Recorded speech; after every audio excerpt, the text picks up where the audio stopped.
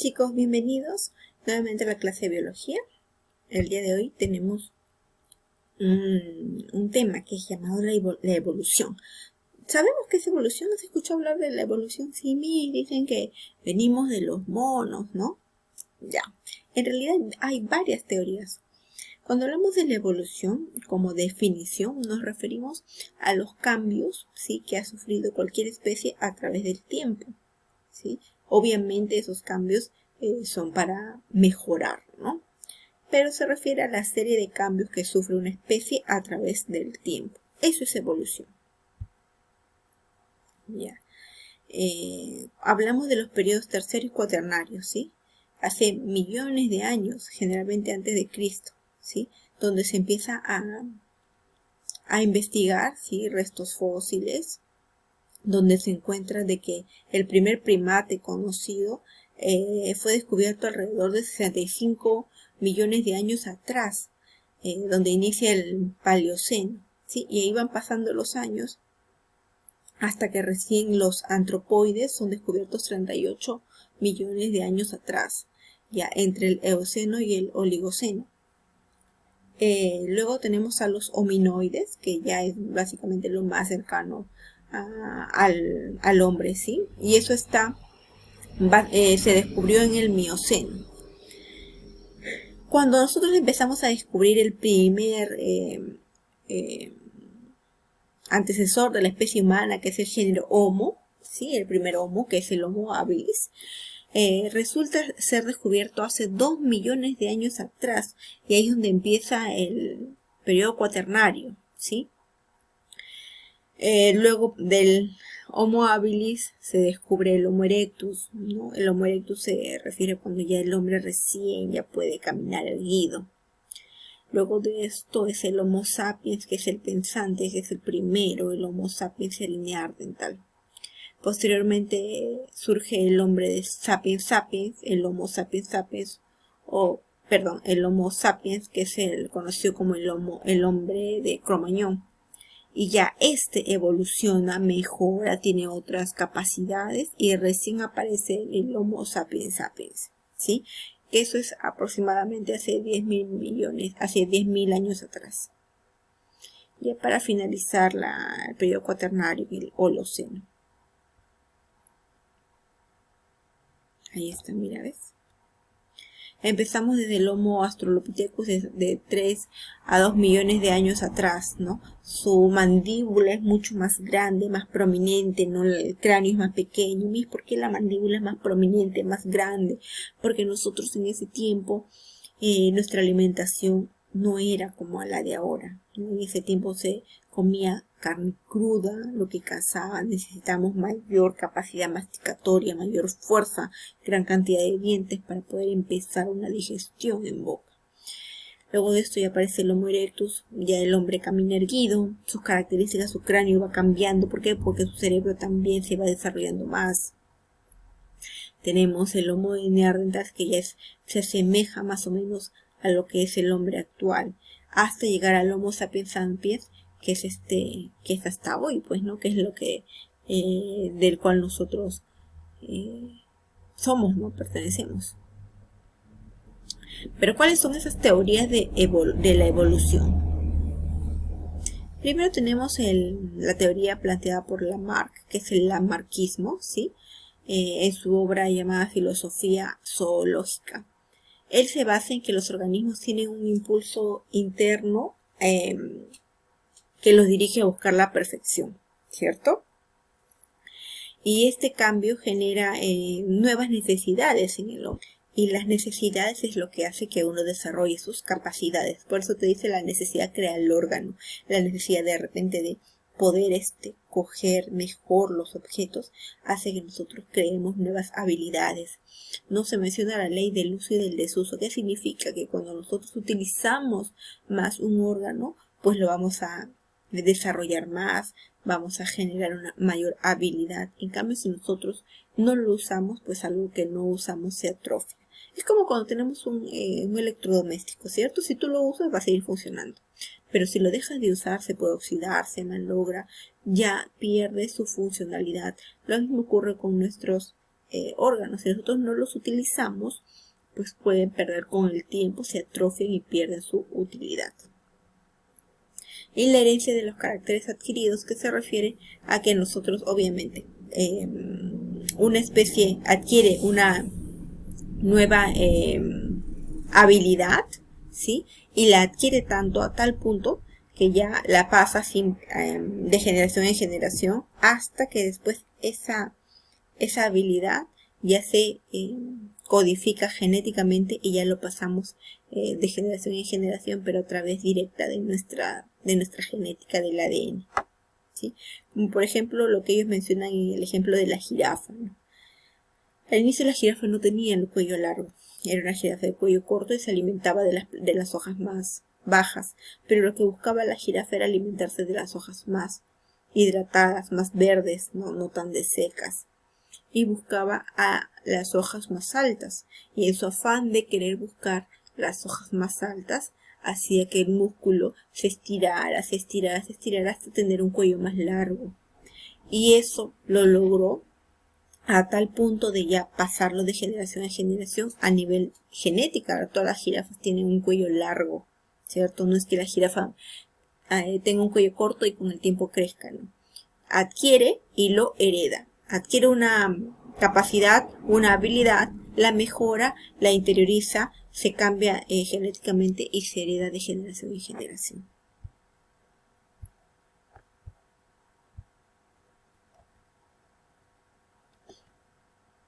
Ahí está. La MARC es la ley del uso y desuso. Como ya dejaron de utilizar en general las jirafas el cuello corto, ya no se empezaron a reproducir con aquellas que tenían el cuello corto. Es más, aquellas que tenían el cuello corto, mira la imagen de aquí, no lograban alimentarse tan bien como las que tenían el cuello largo. Entonces, ¿qué ocurre esto? Que hace que aquellas jirafas que tenían el cuello corto desplacen, con el tiempo desaparezcan porque ya no se reproducen. ¿Por qué? Porque él siempre va a buscar, las especies buscan al organismo más desarrollado. En este caso ya no tenía posibilidad también con el tiempo de reproducirse, y esa especie de cuello corto se elimina, y ¿cuál es la que continúa? Aquella que tiene el cuello largo. El darwinismo es otra teoría, ¿sí? Planteada ¿por quién? Por Darwin, por Charles Darwin, ¿ya?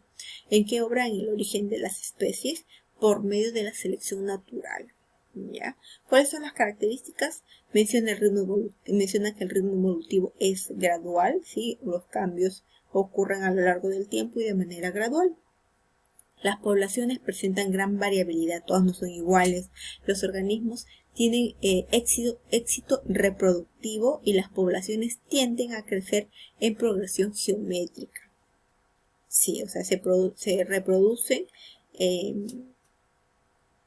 de manera exponencial, ¿sí? Mucho más rápido. Los recursos se incrementan en progresión aritmética. Sí, los recursos no son tan abundantes como la reproducción de las especies. Y se da la lucha por la existencia, o sea, la competencia entre las especies para sobrevivir, y siempre va a sobrevivir el más apto, el más desarrollado. Y esto incluye a la reproducción diferencial, porque simplemente las especies se reproducen entre sí con aquellas especies que ven que están más desarrolladas, más grandes, o aquellas que tienen mayor probabilidad de sobrevivir, ¿no? Las madres, por ejemplo, los leones cuando se reproducen y tienen crías, y la mayoría de especies cuando tienen crías, y ven que alguna nace muy flaquita, que alguna es muy pequeña, y la observan que no tiene mucha probabilidad de sobrevivir, ¿qué hace? No le presta mucha atención. La mamá misma no le quiere dar de lactar, no le da leche, ¿no? Es como diciendo, ¿para qué voy a gastar energía en esta cría que no va a sobrevivir? Y se dedican a aquellas que sí van a sobrevivir, ¿ya? Por eso es la supervivencia del más apto. La selección natural, la misma madre naturaleza también selecciona aquello que puede sobrevivir, o que tiene la capacidad de sobrevivir con el tiempo. Cuando hablamos de que el ritmo evolutivo es gradual, por ejemplo el pico, mira, tiene un mismo ancestro con un pico. Estos picos varían. ¿Y por qué varían? Porque hay gran cantidad de tipos de pico, porque cada pico se fue especializando de acuerdo al tipo de alimentación que tienen. Algunas son carnívoras, hay aves carnívoras que tienen el pico más filudo, hay aves que se dedican a ser insectívoros, que por ejemplo comen hormigas, ¿no? Entonces tienen el pico más finito, aquellas que se alimentan de verduras, de vegetales. Entonces, de acuerdo al tipo de alimentación, es que ellas fueron diferenciando el tipo de pico que desarrollan. Otra teoría es la del mutacionismo o mendelismo, la teoría de la mutación, ¿ya? Planteada por Hugo Maria de Vries.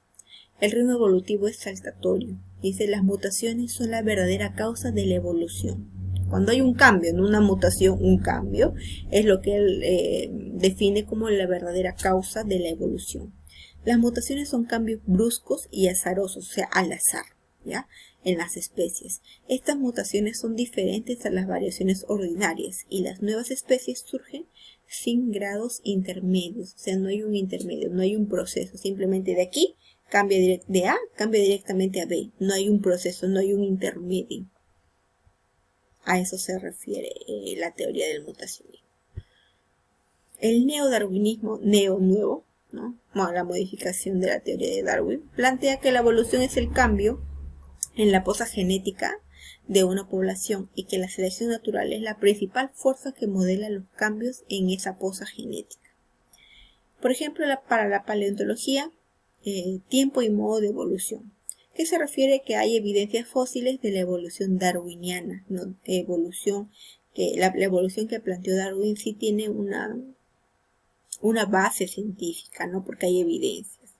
Cuando hablamos de genética, por ejemplo, la genética y el origen de las especies, que también es una obra de Darwin, habla del mecanismo genético de la evolución, ¿no? Ya los cambios que no solamente se manifiestan de manera física, sino también de manera genética. Y la sistemática se refiere a sistemática y el origen de las especies. El concepto ya se obtiene un concepto de especie biológica y hablan de la especiación y el aislamiento geográfico, ¿sí? Porque ya una especie cuando se desarrolla buscan continuar esa mejora. Por eso se van a unir o se van a reproducir entre aquellas especies que también son más evolucionadas o más desarrolladas, ¿no? Por eso se aísla a aquel que no logró el desarrollo completo.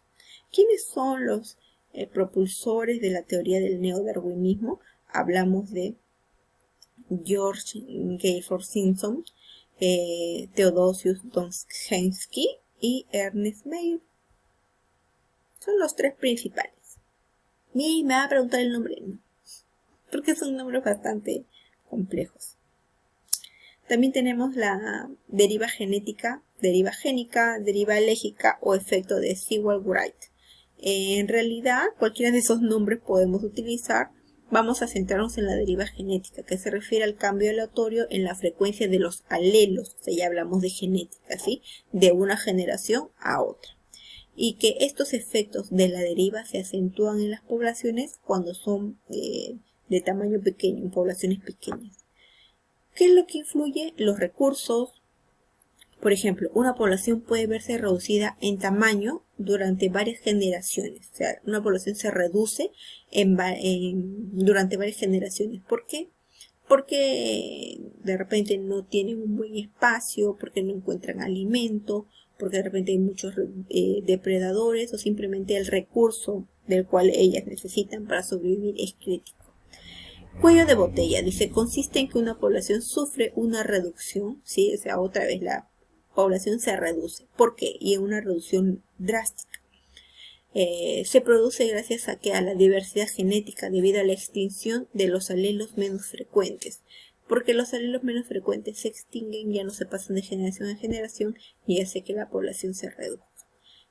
Y el efecto fundador es el aislamiento de un número pequeño de individuos en una población.